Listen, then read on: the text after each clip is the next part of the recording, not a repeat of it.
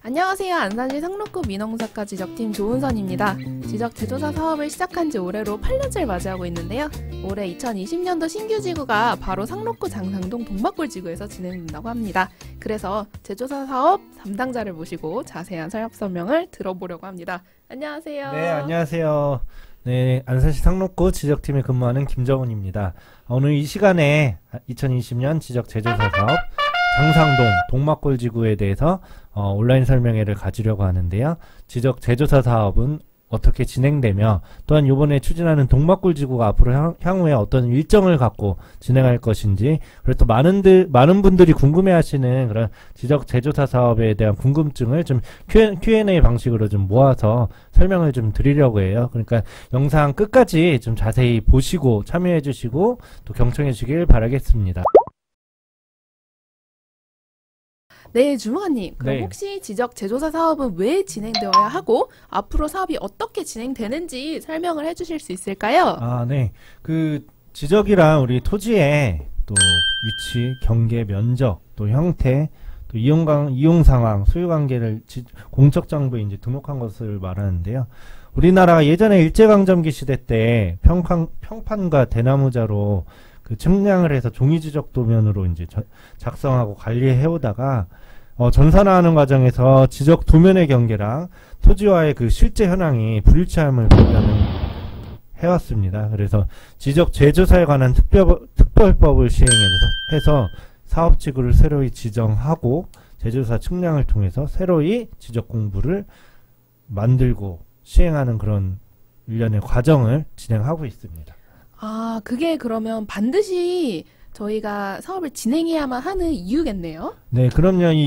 그 제조사 사업을 통해서 토지 경계 분쟁도 해소되고, 또 토지 이용 가치도 높아지고, 또 재산권 행사 말이 안 나오냐. 네, 주무관님 설명 잘 들었어요. 그러면은 사업은 어떻게 진행이 되는지 설명 한번 들어볼게요. 네네. 먼저 1단계는 실시계획 수립입니다. 앞으로 우리 동막골 지구 지적 제조사 사업이 어떻게 진행되는지, 어떤 방법으로 또 어떤 일정을 갖고 있는지를 실시계획을 수립을 해서 경기도 사업 타당성 검토를 받아서 진행을 하고 있고요. 2단계는 토지 소유자의 동의입니다. 사업지구 지정이 신청이 되려면 토지 소유자의 3분의 2 이상, 토지 소유의 면적의 3분의 2 이상이 이제 동의를 해주셔야 되는데, 사업지구 신청을 이제 하게 되면 시도 지적제조사위원회에서 심의를 거쳐서 우리 동막골 지구가 사업지구 지정 고시공고가 나게 됩니다. 그러면 사업지구 지정이 되기 전과 후가 다른 점이 있을까요? 지정고시가 되면은 이제 제조사 지구 내 토지는 이제 사업 완료 공고 전까지 다음 행위를 할 수가 없는데요. 첫 번째는 경계점을 지상에 복원하는 측량인 경계 측량, 그리고 두 번째는 토지 이동, 토지 분할, 합병, 지목 변경 등과 같은 지적 공부 정리가 이제 제한을 받습니다.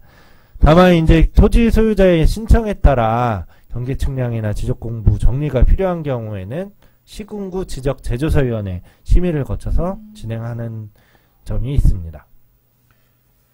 3단계는 토지 현황 조사 및 측량입니다. 말 그대로 이제 사업지구에 대한 토지 현황을 사전에 조사하고 지적 제조사 측량을 하는 단계인데요.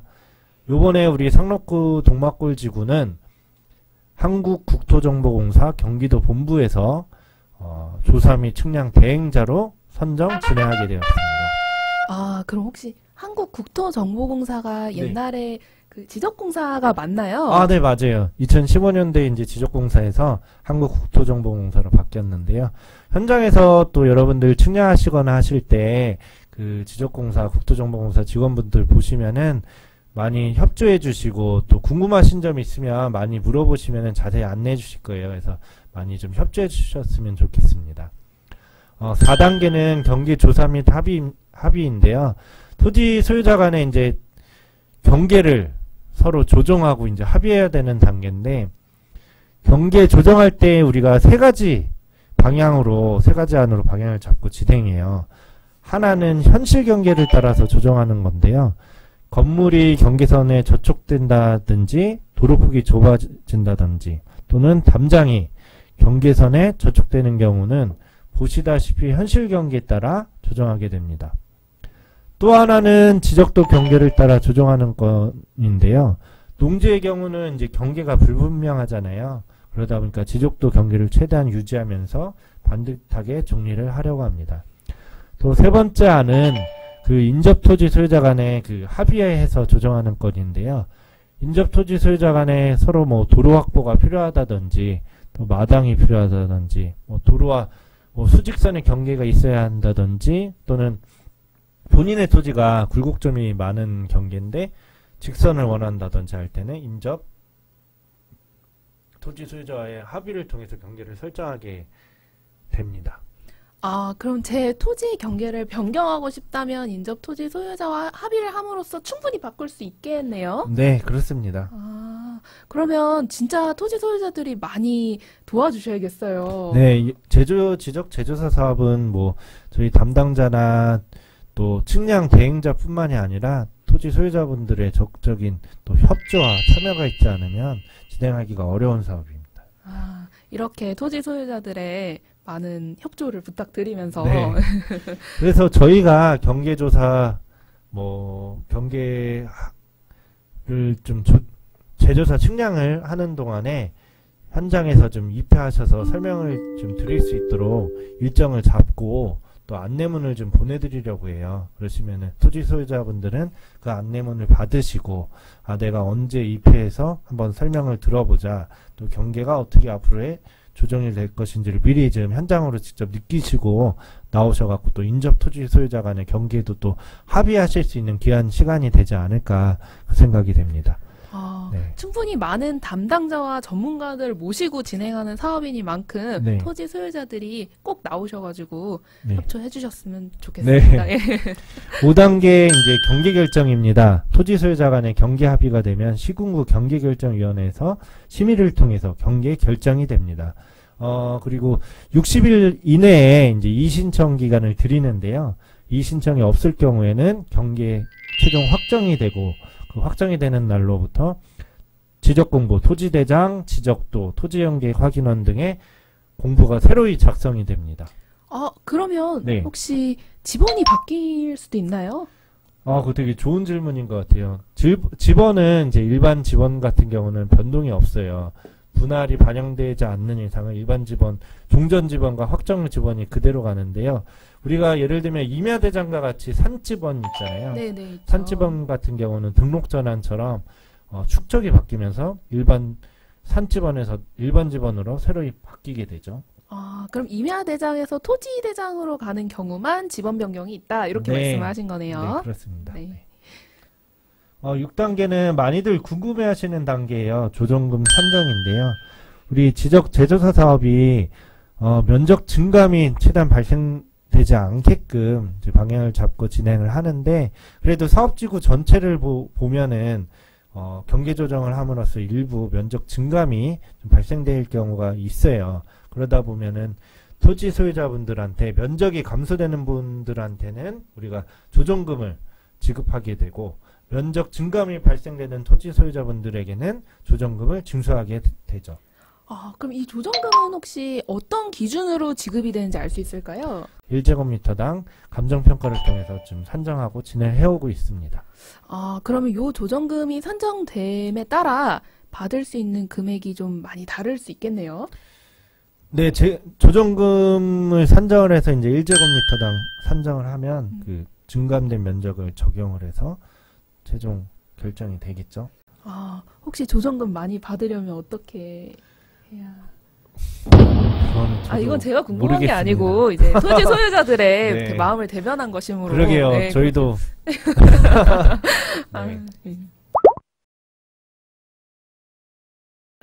주무관님은 실제로 한번 장상동 동막골지구 가보셨나요? 예, 제가 토지이동이랑 측량 네. 성과 담당자이기 때문에 네. 장상동 여러 번 가봤는데요. 그때마다 좋더라고요. 네, 그렇죠. 그래서 안 그래도 우리가 이번에 동막골지구가 어떻게 또 변해 있는지 토지 소유자분들이 좀 궁금해하실 것 같아서 얼마 전에 드론으로 한번 촬영을 해봤거든요. 한번 영상 한번 보시죠.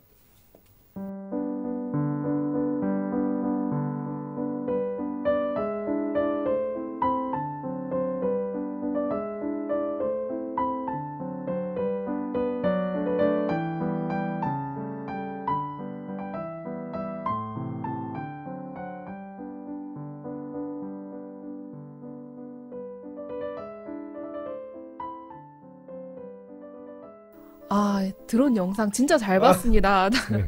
장상동 여러 번 가봤는데 확실히 항공에서 보니까 또 느낌이 다르게 느껴지네요. 네. 그러면 요 동막골 지구가 어떻게 제조사 사업 진행이 되는지 한번 설명해 주시겠어요? 네. 그거 설명드리기 전에 그 항공사진 한번 보시면은 동막골지구 전체 동막골지구 중에 지금 빨간색 경계선 보이시죠? 여기 거기가 넓은. 제가 동막골지구를 다 하는 게 아니라 사업 예산에 맞게 또는 그 경계 설정이나 여러 가지 그런 종합적인 상황에 맞게 해서 이 동막골지구 아래 보시면 하단부 쪽으로 농지 위주로 이제 진행을 한다는 점 이렇게 좀 알고 계시면 될 것 같고요. 동막골지구에 대해 사업 계획을 간략히 설명을 드리자면 우리 사업 시행자는 안산시 상록구청장, 사업 지구명은 장상동 동막골지구, 또 사업 위치는 안산시 상록구 장상동 3161 1번지 1원, 사업 대상 204필지, 18만 1344제곱미터, 사업 기간은 2020년 2월부터 2021년 12월까지, 사업 예산은 4,938만 6천원 이렇게 되겠습니다. 제가 또 앞으로 말씀드릴 거는 우리 사업 대상 토지에 대한 현황을 좀 말씀드리자면요. 204필지 전체 대상 토지 중에 민유지 개인 토지가 79%, 국공유지가 19% 차지하고 있고요. 거주지별로는 관내 소유자가 21%, 관내 소유자가 79% 정도 차지하고 있어요.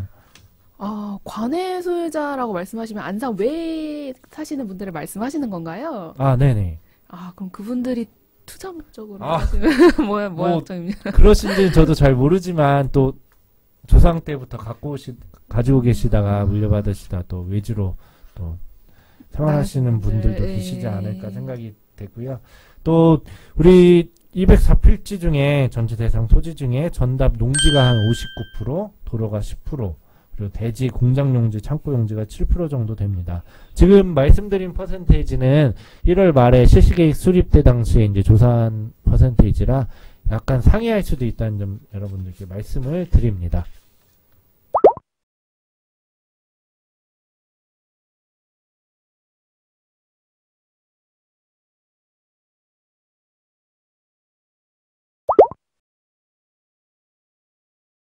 주사님 이제 네. 설명은 다 들은 것 같은데 네. 토지 소유자분들을 대신해서 제가 궁금한 것들을 좀 여쭤봐도 괜찮을까요? 네네.